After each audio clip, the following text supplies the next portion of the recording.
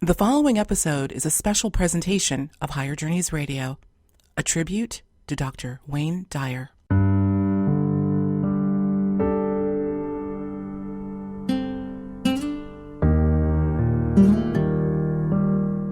Best-selling author, therapist, and life coach Dr. Laurie Nadel didn't just know Wayne Dyer, she was touched by him. In 2006, Dr. Laurie found herself dealing with an unexpected shift, having been a regular columnist for the New York Times, when she was thrust into unknown waters. It was a meeting with Wayne Dyer and his signature words of wisdom that gave Dr. Laurie the courage and inspiration to move on with a renewed sense of purpose and vigor. In this tribute to Dr. Dyer, she shares her experiences with him, her thoughts about him, and the bigger story that he spent so much of his time determined to impart to millions of people all over the world: the importance of shifting into the afternoon of your life.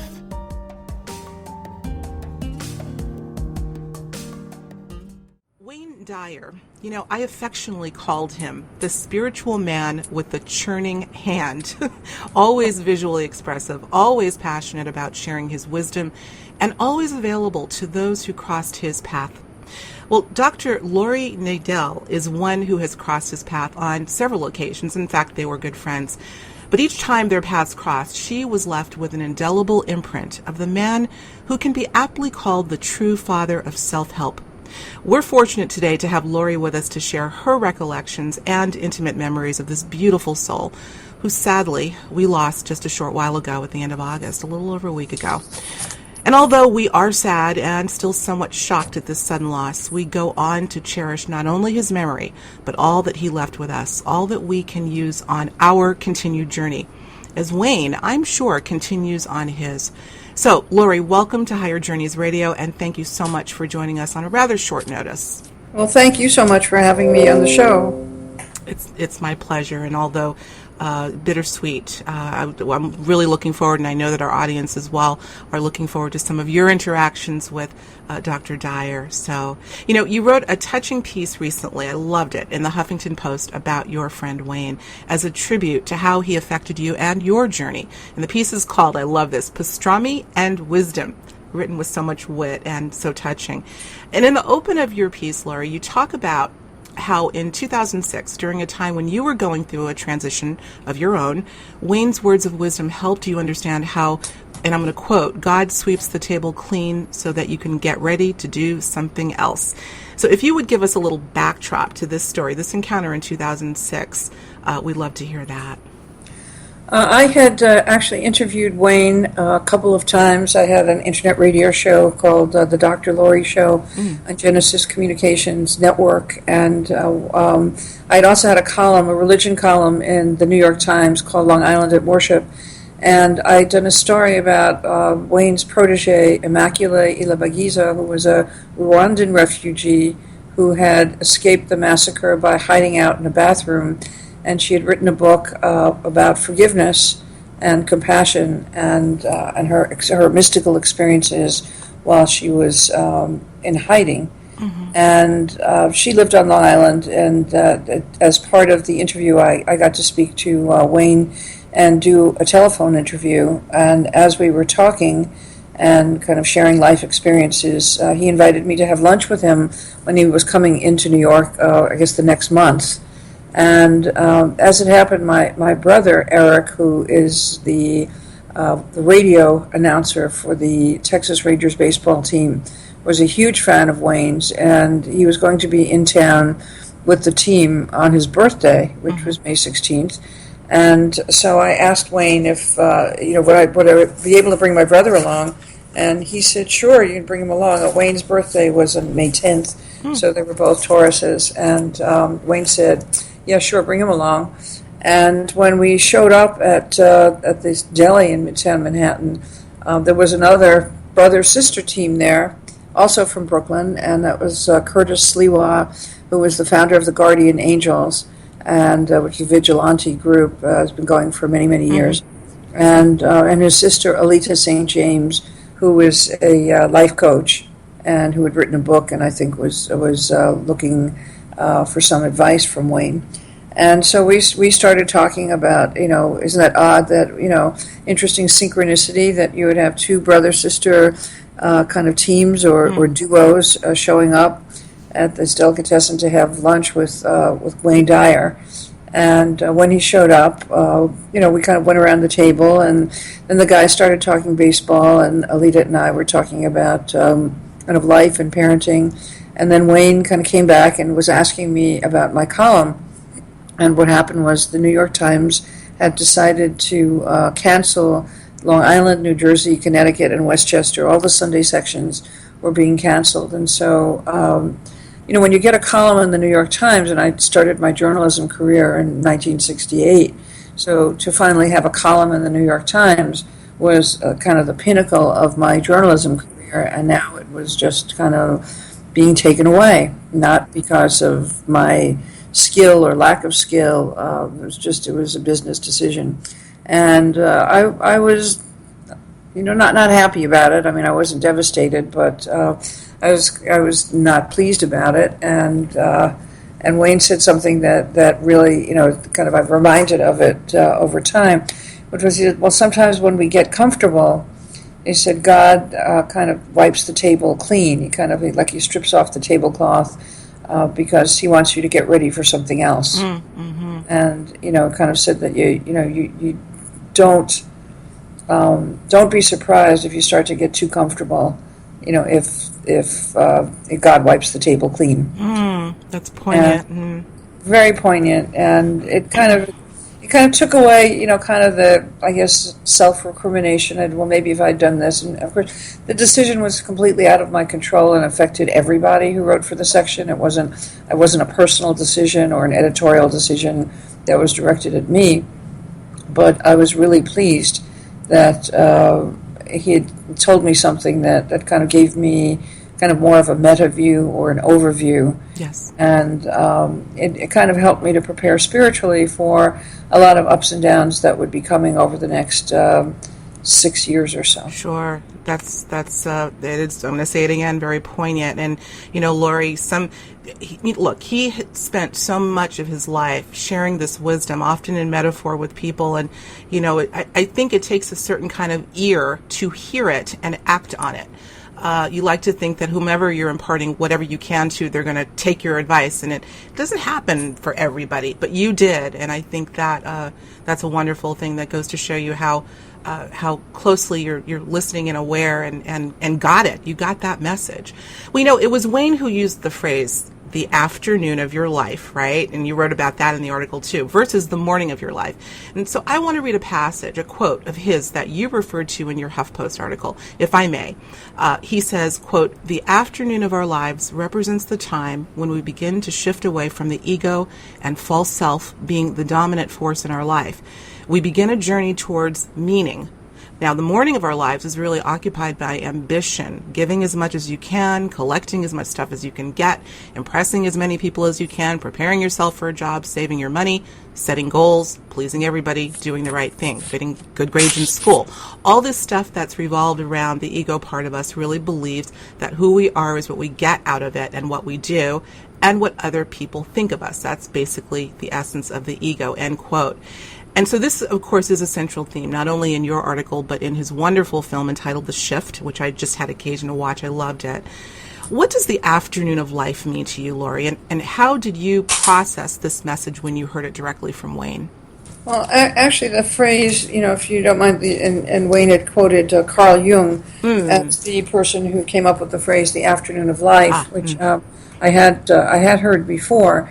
It's really referring to, when you get into your 40s and you're really looking at, for most people, the second half of life, or for most people, around the second half of life, a little more, a little bit less. And the things that obsessed us, I think the things that drove us early on in our life become less important. And we start to become more reflective about the things that really matter to us. Mm-hmm. Values become more important as opposed to externals. If we've been very, if you've been very driven or very kind of goal-oriented, sometimes you begin to reassess your goals or what kind of goals are important to you. Very often people will have career changes. I had a career change in my 40s.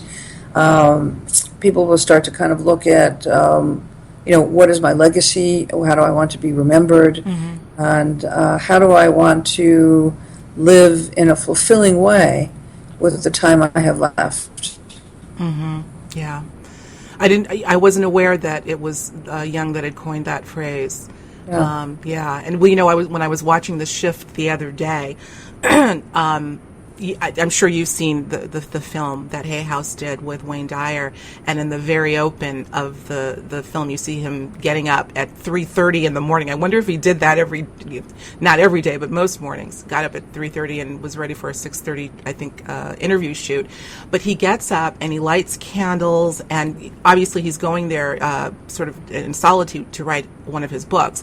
And he had a Carl Jung book on the table. I was wondering, because I think I have most of Jung's works. But yeah, I know that he followed Jung, among many other, of course, Eastern philosophy, but in the area of psychology. So, okay, yeah, just wanted to digress for a minute there.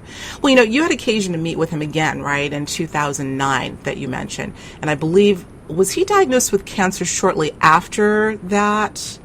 He was diagnosed with cancer shortly after that. Yeah, yes. Yeah. Actually, I met with him a few times when he came to New York to do his annual PBS special. He would do a fundraiser and kind of launch his new book. So I saw him several times, and we kind of lost touch around 2009. An occasional exchange of notes or voicemail messages. But he was diagnosed with cancer shortly after the interview that I did with him in 2009. Yeah.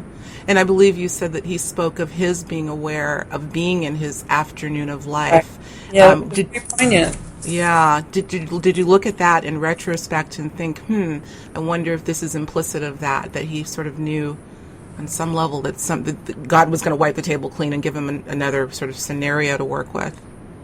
I think he sensed that that something literally internally was going on, and whether it was the way he was feeling or whether something was just telling him that there were going to be some challenges up ahead. I think he was kind of aware, but.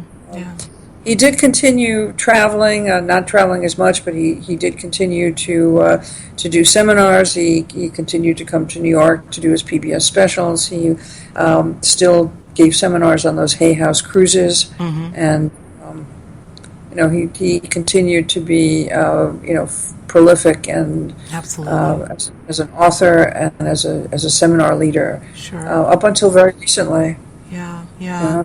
Well, again, this man, Wayne Dyer, struck me as someone who was extremely lucid and aware of his own journey, even if expressed in metaphor. And, I don't want to harp on his hardships and ultimately his end-of-life scenario, but I do want to get this in because I think it kind of speaks to what you and I have been talking about, his sort of feeling, his intuitive sense. He... in a Facebook post he made merely days before his passing, I think it was like August 27th, he said the following. I think this is like 3 days before he passed. He says, quote, "I have a suit in my closet with the pocket cut out. It's a reminder to me that I won't be taking anything with me. The last one I wear won't need any pockets." Laurie, do you think he had a sense on some level, even subconsciously, that he was about to make this transition? I'm sure that he knew. I think people do know. Yes. They go into denial. And certainly he would have had medical reports that would document that he was no longer in remission.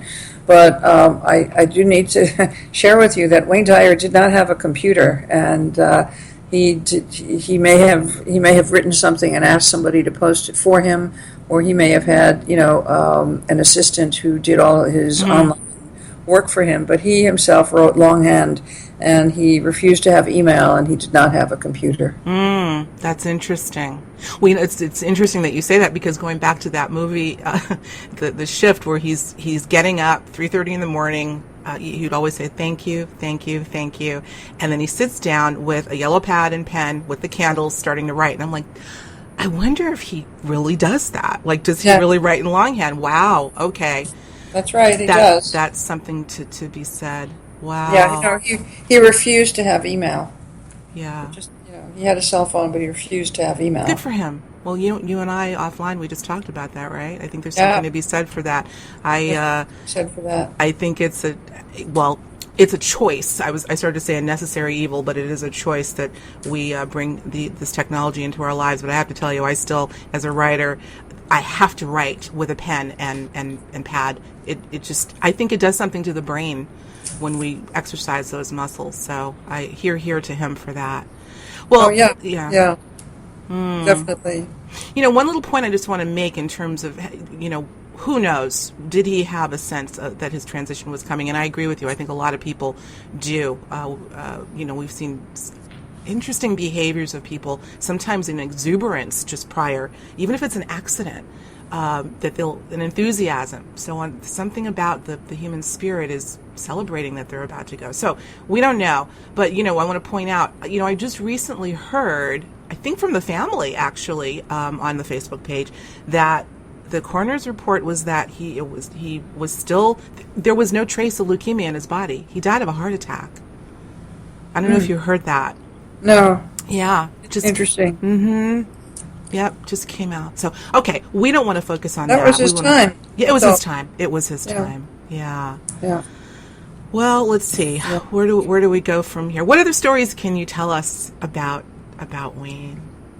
Well, I wanted to mention that I'm actually launching a new. It's an online platform called Mind Body Network, mindbodynetwork.com.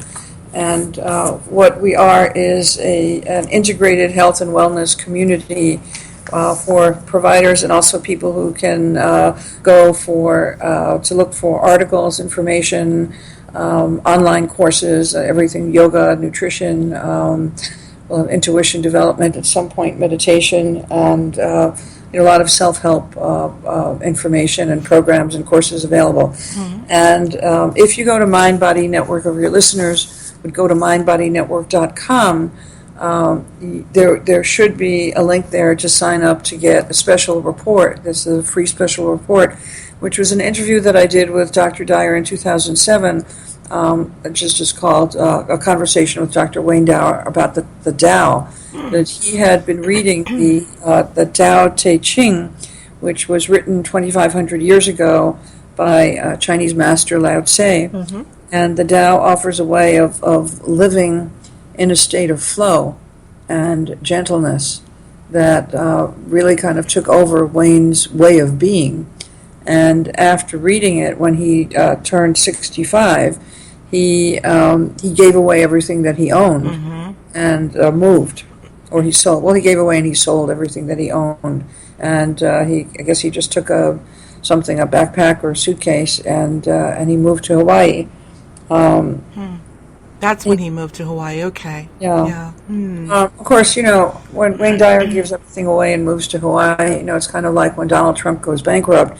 He still gets to keep Atlantic City, and Wayne still, he didn't just show up and have to go to a hostel and scrounge for a place to stay. I mean, he had a very lovely place in Hawaii that was very comfortable. So it's not that he kind of took a vow of poverty or celibacy or whatever, but he did give everything away and kind of went and started over at the age of 65. And he said that, that the Tao brought him to a place of peace where he said, when the Tao, when you live the Tao, you become peace rather than talking about it. And he said that was really a big turning point for him in the afternoon of his life. That is powerful. Obviously I knew that he was a student of the Tao, but I didn't know it was that late in his life. That's merely a decade ago. Wow. Yeah. In fact, he wrote several books about the Tao, but there's one, and I think it came out in 2007, 2008, called "Living the Wisdom of the Tao," and then he did two or three other and a couple of CDs with Tao meditations. It really did shift him into a state of being at peace with everything that happened in his life, including the cancer diagnosis. Yeah. He's had quite a few incarnations, was what I say when people are in the afternoon of their life, incarnations within one life, having grown up as a foster child, I think, till he was 10, and then time in the military. I mean, so many different lives, I would say, so many different shifts that he has made. And, I always got the sense, Laurie, that he was equally student as much as teacher. And he took what he learned as he was learning it and really sort of churned it. You know how I said in the beginning, the spiritual man with the churning hand. And you know what I'm talking about, right? He always expressed himself with his, I don't know if it was his left or right hand, spinning outward, turning. I would always pick that up, and I would notice, and that is a mannerism that some people have that are very expressive, but what I got from that is as he was taking in, learning, he was, that spinning outward of that hand was his sharing it, wanting to share that energy with whomever he was in the vicinity of. Do you know what I mean? Yes, he was, yes. Very offering. His hand was always offering. Offering, that's right. Yeah. I want people to look. I'm sure, we're probably going to see even more expressions of him, the films, the PBS specials, all sorts of interviews. You watch that hand. Watch the way that moves, everybody. I think it's amazing. That's no small thing. Well, there's no doubt that he stood for a passion to see a shift in the human species, in our fundamental behavior, and in our evolutionary trajectory. And you also mentioned in your piece, your HuffPost piece, that in which he cited a theory. Again, I want to quote, his mission had been distilled into one word. This is you talking. Pi, which equals 3.1416%. By that, he meant that if he could reach 3.1416% of the population and influence their thinking, that shift would be sufficient to align a new consciousness among the rest of the population. A key principle was showing people not to be afraid of loss. How did that strike you? Now, before you answer that, I've heard semblances of that before. I think Greg Braden has spoken to the square root of 1%. If that portion of the population could be shifted, it could be enough to shift the entire population. I think Ken Wilber has another calculation. So we're all kind of flirting with the same thing here. What are your thoughts on pi? Well, honestly, I tend to be a little bit of a skeptic on those kinds of projections. I personally think it's going to take 50% or more shift in order to significantly change anything. But then I speak as somebody who's been working in journalism since 1968. So, my overview of a lot of the kind of huge archetypal forces that are at play right now are tremendous and violent and dark and disturbing. And we also have this big shift in consciousness where more people are emerging in the afternoon of life or even in the morning of life with a greater sense of compassion and connection and responsibility. So there is a kind of stream of change that's starting to happen. But it's kind of like pouring a bottle of something colored red into the ocean and then expecting the ocean to change color. Yeah. I mean, how much stuff do you have to pour into the ocean before it changes color? I mean, a lot. Yeah, you're absolutely right about that. Fair enough. Well, fair enough on that, Laurie. And what you're describing, I have termed many times the dichotomy of consciousness. I have a chapter in my book, Conscious Musings, called The Dichotomy of Consciousness and the Precipice of Change, in which we're seeing both of these aspects of the human consciousness, the ugliest of ugly, the greediest of greedy, you name it, along with the more altruistic parts that are emerging as well. So there is sort of this dichotomy, and I like to think that is signifying a precipice of change. The change, again, we don't know in what direction it's going to be. But so Wayne thought it was 3.1416. Greg Braden has his calculations, others have theirs, and you have yours. That's a great analogy that you gave about putting just a small percent of red water into the ocean, expecting it to turn. That's heavy. Well, a lot of my work, now I work as in the field of trauma and particularly with people who have survived catastrophic events, to September 11th attack on the World Trade Center, or natural catastrophes like Hurricane Sandy, or have been victims of crimes or assaults in various parts of the world. And the amount of sorrow that is inflicted by these kind of turbulent, violent forces is it's so huge that sometimes it feels like you're trying to, empty the ocean, one teaspoon at a time. There is a lot of grieving that has to be processed, which very often people who are, in this kind of emerging consciousness movement are in denial that there's any kind of emotional price to pay. That's a good point. Change, it's kind of like the parting of the Red Sea. I mean, there's suffering that's involved along the way within the process of change, and some of that suffering, as we just see by watching the news. If you watch the news now, to me, it's like watching the news from the 1960s. I mean, just to talk about the racial upheaval in this country and all the sorrow that's been inflicted over the years by injustice. And then you see Syrian refugees, you see millions of people, kind of trying to find a place where they can, have a roof over their heads. The turmoil that we're in right now, I think it's a blessing because, again, like Wayne said, it kind of shakes up the status quo. And it's really, for most of us, not until we get really uncomfortable that we begin to make significant change. And I think that's part of what's happening. That this is kind of the turbulence is a catalyst, but it is not. I don't think you can really say 3% or 1%. I mean, I just think that's. I think that's a really nice metaphor for some kind of optimism, but the reality is, there are survival issues that millions and millions and millions of people face every day that have to be addressed, and there are injustices that have to be imbalanced, and there are huge social forces that have to shift along the way, and we can't pretend that that's not part of what has to happen for an overall consciousness shift to take place. Right. Look, I appreciate your candor on that, and I think it is a tough discussion that people have, and I agree that particularly in what we call the new consciousness movement, that we have to be careful because there can be a bit of denial by just not looking. We think we're fixing it, and so I'm going to agree with you wholeheartedly. Let me ask you, and staying with Wayne, let's just be really candid with each other. In this calculation, albeit perhaps a metaphor, maybe in some people's cases they don't think it is, do you think Wayne may have been in a little bit of denial about this reality? I mean, being really honest.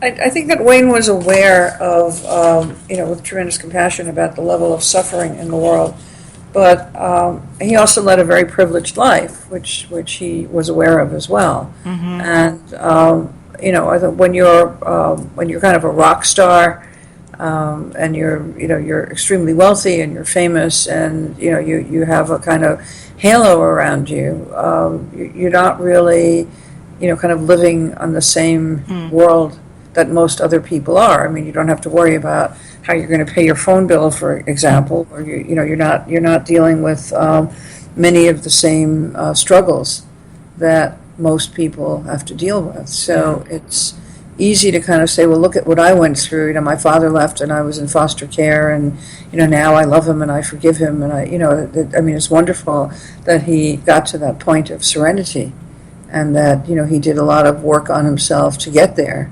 At the same time, and I know that not everybody is blessed with the same opportunities and with the same good fortune that Wayne Dyer had, along the way. And Absolutely. That it's much easier to forgive when you're kind of in a state of beatitude, about life, because you can pretty much do whatever it is, you're graced with having whatever opportunities that you want to flower, will flourish for you, and that's not true for most people. Excuse me, it's true for a lot of people, but it's probably not true for the majority of people. And what Wayne tried to do is to get people to kind of shift their thinking so that more and more people would believe that creative change was possible for them, which is a huge thing. But it happens one person at a time. That's right. And change happens slowly, not quickly. It's a journey. And there are, even if you change your thinking, there's still no magic bullets. Agreed. You still have to do the work, and sometimes, no matter what you think, life is not going to give you what you think or what you want all the time, which is one of the big teachings of Buddhism, which is that, the source of all suffering is wanting. It's what the ego wants. We think that, if we could just get what we want, then we're going to be happy, but then you get what you want, and you want something else, or you don't want it, or it's not good enough, or someone else has something that you would rather want, and you're never, as long as you're programming your mind to try to get what you want, you're still kind of trapped on that wheel. Well, you're trapped in the morning. Right. You're trapped in the morning of your life, right? Still chasing that carrot. Sure. Whatever it is you think, and so when you stop wanting. And of course, if people are suffering and they're struggling with survival issues, or they're dealing with addiction issues, or they have severe family issues, domestic abuse issues, people have to live with tremendous courage and resilience in order to survive daily life. And for many people, the idea that you have to stop wanting it doesn't make sense, because that's how people motivate themselves, to kind of move forward. But it's kind of like one of those Chinese finger puzzles, those kind of they're straw tubes, and you put one finger in one end and one finger in the other end, and the more you pull, the tighter the puzzle gets. So the more you're kind of trapped in wanting, then that's where your attention is. And a lot of the New Age, New Thought movement, and I read a lot of stuff, all the time, especially now for Mind Body Network, this whole consciousness that, program your mind to get what you want, is not necessarily helpful in terms of helping people or guiding people to understand that wanting something and visualizing it isn't necessarily going to lead to a fulfilling life, and it's not always going to work. That's right. Well, I think there's so many more components to that process of a manifestation and intention. I do think that there is a non-physical component, certainly, but I think a lot of it has to do with the feeling component. And, something else that it is, I've been a student of metaphysics for most of my life, really. The idea of want is a very, very sort of fragile and nebulous thing, because if you're in a state of want, and you feel that there's another aspect of you that's on the other end trying to fulfill your state of being, it's going to keep you in a perpetual state of want. Do you know what I mean? So I always thought that, getting what you want through fill in the blank was sort of a futile endeavor, because the subconscious is saying, oh, you want to be in a state of want? I'll keep you there. And therefore, you will never have the manifestation. Right. And that's a subtle and profound shift in thinking. I think I don't know. I think everybody has to kind of take it their own way and have this sovereign journey, is what I like to say. And look, Laurie, we live in a society that is predicated on want. You got this, now here's something else I want to give you. So society has, or the powers that be, if you will, have really indoctrinated the masses into this perpetual state of want. Right. That's complex, and it takes some silence, I think, and some contemplation to really kind of, wade through that. There are no silver bullets. I absolutely agree with you, and I respect what you've said about Wayne. And you're right. Sure, his wants may not have been on the material side, but I'm sure there were still, as I've said, I think he's still on a journey. I don't know that it ever ends, really. I was interviewing a Native American shaman last year, and he was saying that the Lakota people believed that that life, our life is a seamless progression, and that this lifetime is not an independent lifetime, but what came before and what came next, what comes next, is all part of this one life path. And I think that's really true. Mm-hmm. We came from somewhere, we emerged from somewhere into this form and into this lifetime and incarnation, and when we cross over, we will be in another form, but we will be continuing to learn and to work and to study and to grow. It will be a continuation of the path that we're on right here in this dimension. Mm-hmm. It's hard for people to get their arms around infinite, Yes. never-ending. Alpha and Omega is what we're taught, that there is a beginning and there is an end. And yet, I don't know. It seems like some of our greatest perennial wisdoms tell us exactly the opposite, that it is a constant emergence in different forms. So, well, here's another quote that Wayne had on his Facebook page, or whoever is keeping it up, or had been. It says, "We are not our bodies, our possessions, or our careers. Who we are is divine love, and that's infinite." And we've heard that so often from so many warriors of spiritual wisdom, a simple and profound message: we are love, period. I'm going to stop there. First thing, do you feel that we are love? So I feel that we are love. We in the universal generic, or that each individual soul is love. Well, what do you mean by the we as our essence, individually and collectively. I don't know that I even feel comfortably saying. People talk about love in this context as not being an emotion, but literally a frequency, right? That it is, and it's hard. I suppose it's hard to understand because we always think of of attaching emotion to love, being in love with somebody, etc.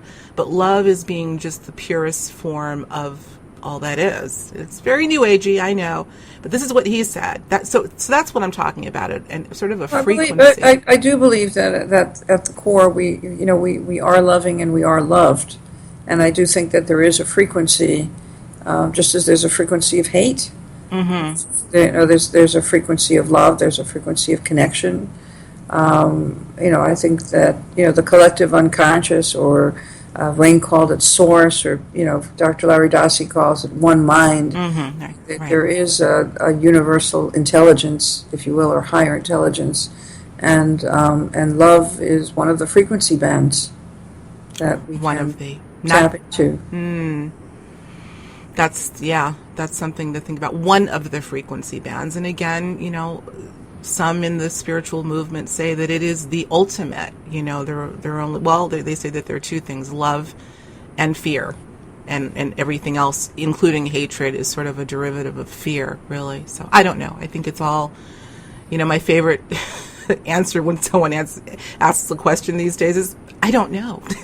I don't. I'm still trying to work it out myself, and I doubt I'll do it in this lifetime. So. Right. I always say that I'm a very slow and stubborn learner, and that's taken me thousands of lifetimes to reach this point of ignorance. Oh boy! Wow! Yeah. Well, I think if we keep contemplating, taking the words of wisdom with people like yourself included, and Wayne Dyer and Dr. Dossey, whom I've also had occasion to work with, let's just do that. Let's turn off that reality TV, guys. I don't think our audience does that too much, but and start. There's so much more to be thinking about, and this is one of them, as well as those issues of survival and the stuff that we're going through on a day-to-day that seems to be accelerating without question. I want to talk. I don't know if you want to dive into this or not. Let's digress a little bit from Wayne and talk about, I just learned that you did lose your home in Hurricane Sandy in 2012. That's a huge endurance of loss. How did you deal with that, and how did you deal with that loss and rebuilding emotionally as well as physically? Well, in the time that it happened, it was kind of a mystical experience for me. I had actually spent 10 years between 1994 and 2004. I spent part of every year studying with shamans in different parts of South America, and particularly with a woman in Brazil who is considered like the Mother Teresa of Brazil. And in Brazil, along the coast and throughout the coast of the Southern Hemisphere, people speak and talk to and revere the Mother of the Sea the way, people inland, and even here, talk about Mother Earth or Pachamama. And I've always had a very deep reverence and a very deep connection for the soul of the sea. Mm-hmm. And from the time I was a child, I grew up. I grew up in Brooklyn. I was always kind of biking or going down to the harbor and watching the boats and always felt at home right when I was right at the edge of where the water meets the land, which in shamanic wisdom, the places where the elements intersect, those are sacred vortexes. So something had kind of drawn me to that from the time I was a child. So learning about a very rich culture that goes back thousands of years, in which this is kind of like a sacred, there's a sacred element, there's a whole spiritual tradition around honoring the spiritual intelligence of the ocean, was something that, I was really happy to find out that I was not the only person in the world who felt like this. No, not at all. The only person around here, but there are millions of people like me somewhere in the Southern Hemisphere. Absolutely. Both sides of the Atlantic. So when the water came in, and it came in unexpectedly. The house had never flooded. It came in through a back wall, it came in from a body of water that was 200 yards to the west, as opposed to the closest body of water, which was 80 yards to the north. And the house flooded very quickly, and then, it got up to about 4.5 feet. And I was completely at peace. I mean, I got the cat up to the attic, a little crawl space, and my boyfriend at the time was helping, and we put everything we could think of, upstairs in the attic, because the water was covering everything. And when it got to be about chest height, we crawled up the stairs and then kind of watched the water making its way up the stairs and until the tide peaked. And I remember at one point seeing these waves of water just kind of pushing through my little cottage where I'd raised my kid, and it was a healing refuge for hundreds of people over the years, and watching it all be taken away. And basically it was destroyed the first half hour. And I felt like I was being lifted up, and I was being shown the nature of impermanence.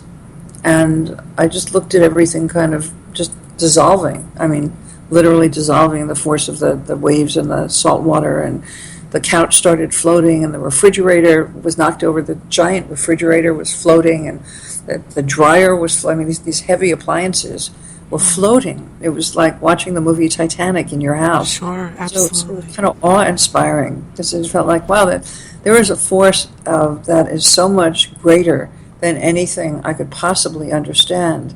And what a miracle to be present, and to be present with this force, at this moment, and to bear witness to this, amazing event that is just wiping out, life as I know it is just being eradicated, which it was, in a very short period of time. And then at one point, I felt there was a spiritual presence, which I felt to be the Mother of the Sea. And clearly she had decided it was time to pay a visit. And so I felt that she was present, but there was an entity or a consciousness that was present that spoke to me and said, well, just as we are pushing out the walls of your house, the water is pushing out the walls around your heart. And you no longer need to have the construct of this cottage around you, because you will carry the peace and magic from here wherever you go. And that's what I was given at the height of the storm. Wow. You have a proclivity, Laurie, I can tell, and I think you know this, to listen to listen to these subtle messages that I think still so many people are so preoccupied that they never hear, those synchronicities, those intuitions, the voice that's silent and loud at the same time. So I didn't know how you were going to describe when you said it was a what did you call it? Well, obviously a mystical experience, but an incredibly metaphysical experience in the midst of this emergency. That is really something. Have you documented this in writing? Have you told this? Yeah, actually, I've got a couple of pieces on my website that I wrote about for the Huffington Post, and I've been working on a book proposal for a while. It's gone through several revisions, but it's kind of in process. But the hard part actually was not the storm or the loss, and the hard part was afterwards. And the hard part was dealing with the violence of what the destruction had done. The town sewer pump had broken during the storm surge, and so when the tide went out, everybody on this island and for the two or three towns around, the entire interior of everybody's home were toxic and contaminated, raw sewage. There was no water. And I had a series of dreams that started. The storm was on October 29th in 2012. Mm-hmm. And around May, June of 2012, I'd had a dream, and my father, who had died in 1989, appeared in the dream. And he said to me, Laurie, you need to buy water because there's going to be an emergency and you're going to need water. And I said in the dream, I said, okay, Dad, thanks. And then I went to the store and, I bought, if I remembered, a gallon of water here, a gallon of water there. And I had like 3 gallons of water. And then around July 4th, just after July 4th, my favorite uncle, who had died like a year later, he showed up in a dream and he said, Laurie, you're not taking this seriously. We really need you to buy more water. Something's going to happen and you're going to need to have extra water. So really pay attention. So I said, all right, thank you, Uncle Nick. And I went out and I bought a few more gallons of water. And then around Labor Day, my father showed up again in a dream. This time, he was wearing his lab coat. He'd been a dentist, and he was very stern. And he was really angry at me. And he said, Laurie, you're not taking us seriously. This is the second time I've come back. And there's going to be an emergency, and you're going to have drinking water. You have to have water. You must go out and buy water. You have to listen. And you have to go get water. So I told my boyfriend, and we started bringing water in, and I had like 14 gallons of water and cases of water, and a lot of it was actually up in the attic, and so it was usable. And when the tide went out and the water supply was completely contaminated, the Red Cross was nowhere to be seen for a few days, and there was literally no water. And I was able to give people water, which was incredible. So it wasn't just for you, it was for the people. Right. Isn't that something? Well, and you hear these stories, you and I both as in this field as writers and as experiencers, and I don't know about you, but I never cease to be amazed. These were clear, as Dr. Larry Dossey so lucidly calls them, among other things, presentiments. I think that's actually Dr. Jean Radin's phrase, but precognitions. Right. That I tend to have quite frequently, but it never. How did you feel? I mean, you had to know. You obviously knew something was on the horizon here. But when Hurricane Sandy hit, or you had a little bit of time to reflect, I'm sure your mind went back to those dreams, right? How did you react? Did you say, "Wow, this is really"? That wasn't a dream. That was a message, obviously.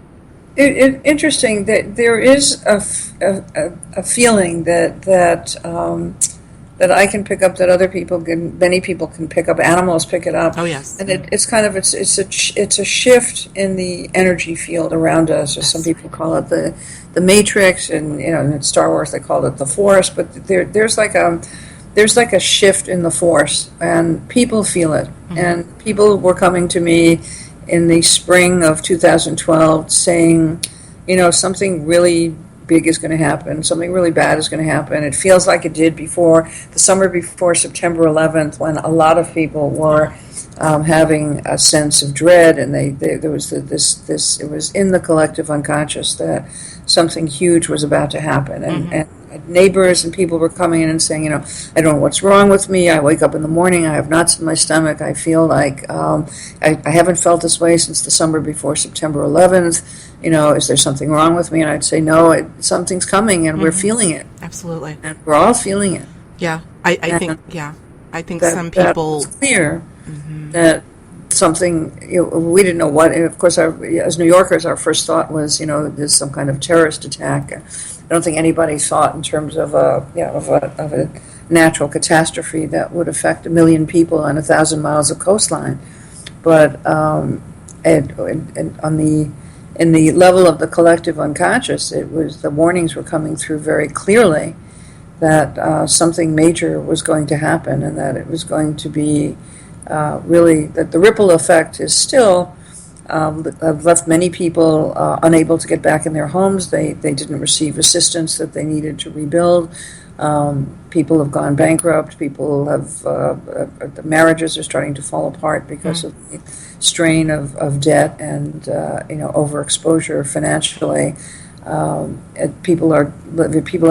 run 2 support groups in my community, and people are very anxious that what if there's another hurricane, and even if it's not 4.5 feet of water, still even 3 inches of water or 5 inches of water, you're going to have to go through the same process of rebuilding and fighting with insurance companies and dealing with all the institutions that are supposed to protect us, but which actually do nothing to protect us when catastrophe strikes. Yep. Well, we're winding down. We only have a few minutes left, but I want to go back. This is still, again, because you don't continue to hear it in the headlines, it's sort of out of sight, out of mind for people that aren't intimately connected to it.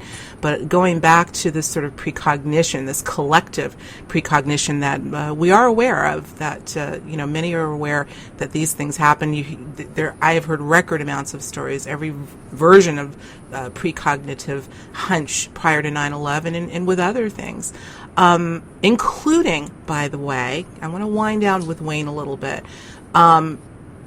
Right around the time that Wayne passed, I wasn't feeling so great. I tend to be, I don't know, maybe even hypersensitive. I think some people can be even a little bit more attuned with environment, and it's often difficult to delineate if it's an individual situation or a collective situation. But right around the time of Wayne's loss, and even about a week or so before, in fact, the day that, if you recall, the reporter and cameraman from Virginia were shot on, quote, live TV, I had a crisis with my cat. It sounds like we're both cat lovers, cat owners. Me too. Yeah. My cat had a urinary blockage, unbeknownst to us. We didn't even know there was such a thing. Was fine on Tuesday. On Wednesday, all hell broke loose, and we had to rush him into emergency surgery, or else that was it. He's still in a cage right now recuperating. Oh. But I got to tell you, I want to wind this back to, that happened the day of the Virginia shooting. We've been my stomach has been in knots for the last week or so dealing with this, as well as some other things. Wayne passes away. And, I still feel like there's something out of kilter right now. How do you feel? I agree with you. I like right now. Yeah. Yeah, globally. I do agree with you. There's something on the horizon, and it's unsettling, whatever it is. Have other people been coming to you at all? Yes, yeah. Within the last week, too? Well, it's just people feeling, like again, this kind of unsettled feeling, like something is around the corner now. As I said, in New York, we every year around the anniversary of September 11th. People are re-traumatized with sights and images, and the footage gets replayed, and so some of the unsettledness is just kind of the anniversary triggers of a traumatic event. But there is a feeling that there is something kind of unsettled, kind of on the horizon. Possibly something major, because the economy, could become very volatile in the next few months. It's already started, to get into like major volatility, and there's always a fear that that there could be some kind of an economic or financial recession or correction or whatever they call it So some of it, is obviously geared around that. I don't know, what it is, but there is something that's unsettled. And it's interesting you mentioned, what you felt before Wayne died. That the day that Wayne died, I was driving my daughter and son-in-law to the train, and we stopped at a traffic light, and suddenly I just felt that there was like this dropout. It got very, very, very, very quiet, which is what I used to feel in the newsroom. It would get really quiet, and then within 48 hours, there would be some like major, huge news event that would happen. But there was always a period where literally the phones would stop ringing and the teletypes would slow down, and everything would just kind of like somebody hit the pause button, and you could practically taste it. And that's what I experienced at that traffic light.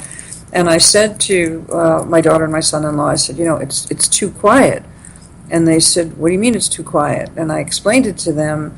And because my daughter rolled her eyes and said, "Oh yeah, right, Mom." And I said, "No," I said, "It means that there is going to be a big news story within the next 48 hours." I said, "That's what I always feel it." I said, "Other people feel it. People in the business feel it, or they don't talk about it that much. And there will be a big story." And then by that evening, I learned that Wayne died, and that certainly was a big story to millions of people. And to me on a personal level as well. Sure.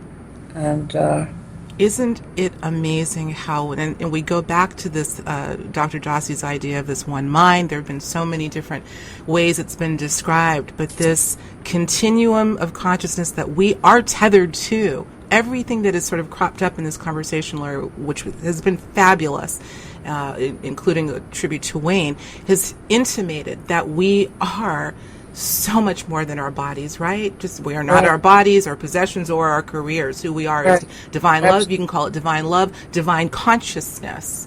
Right. Not just Wayne or you or me or some Swami over here, but every single person.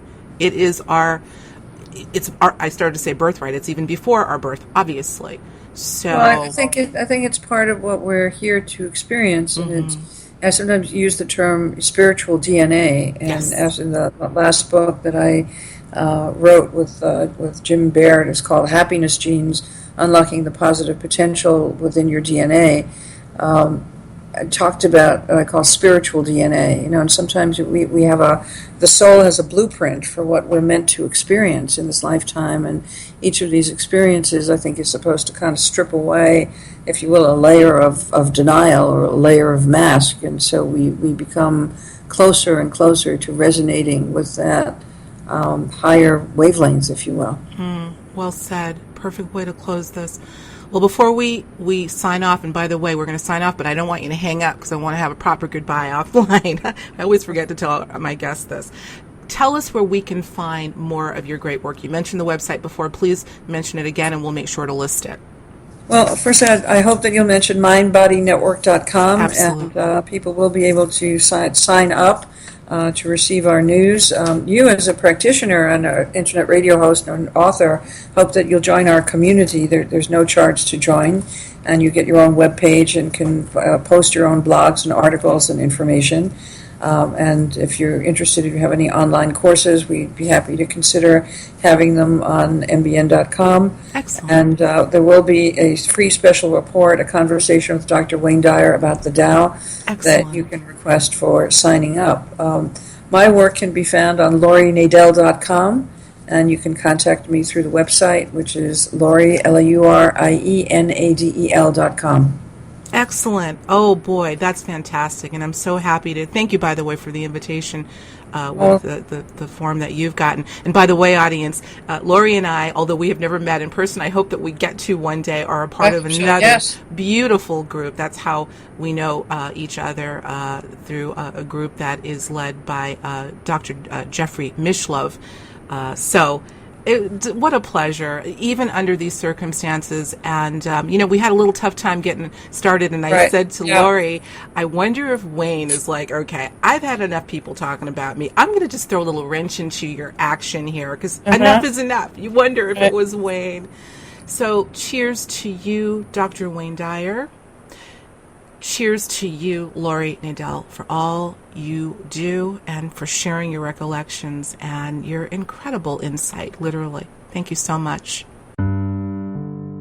Just as we are pushing out the walls of your home, the water is pushing out the walls around your heart. This message that came to Dr. Laurie in the midst of losing her home to Hurricane Sandy, she says brought a sense of calm, not after the storm, but right in the middle of it. These are sentiments that I'm sure Wayne Dyer would have agreed with. As he so elegantly put it, God sweeps the table clean so that you can get ready to do something else. And now he too has moved on to do something else as he journeys past the afternoon of his life and swims into new waters. On behalf of Dr. Laurie Nadel and all of the people along the way that you've touched, we salute you, Dr. Dyer, for all that you've left us with. May you soar to new heights on your continued journey.